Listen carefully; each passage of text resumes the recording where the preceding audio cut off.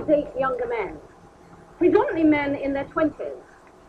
And when I date younger men, I have sex with younger men.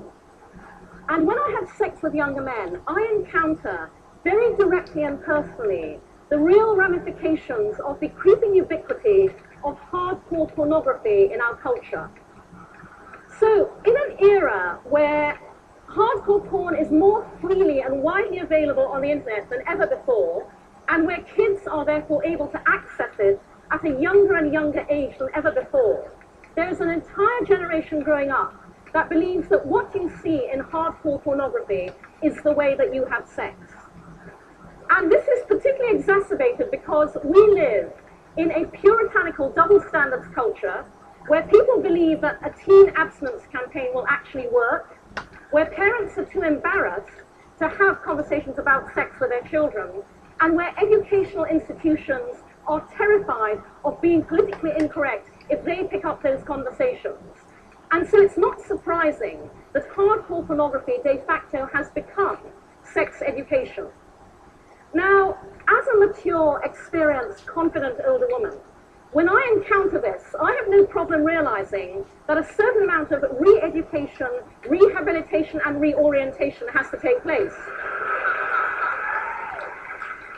Anybody who is offended by sexually explicit language, please cover their ears now, and I will raise my hand where you can uncover that. So, I have no problem responding, as I have regularly had to. Actually, no, thank you very much. I would much rather you did not come on my face.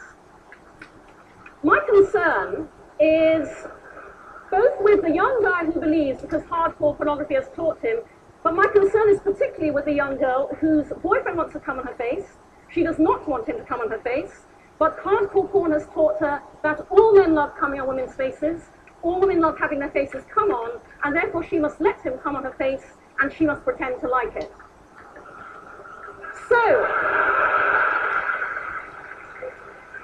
So I am launching at TED today, I am unveiling MakeLoveNotPorn.com. This is a website that posts the myths of hardcore porn and balances them with the reality.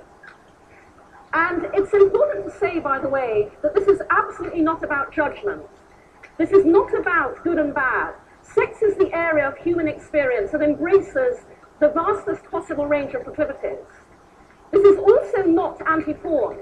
I'm a fan of hardcore porn. I watch it regularly myself, although my overriding criteria when selecting it has to be to find something that does not resemble overly open heart surgery.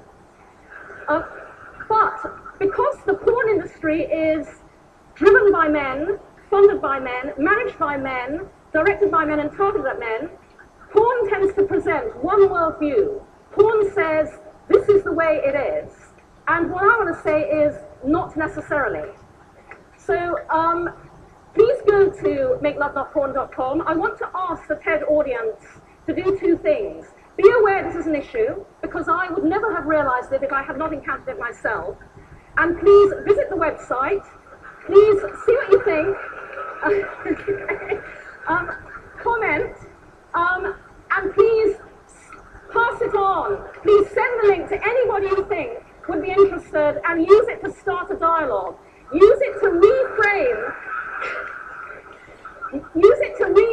and open healthy conversation around sex in order to help and facilitate open, healthy, and better sexual relationships. Thank you very much.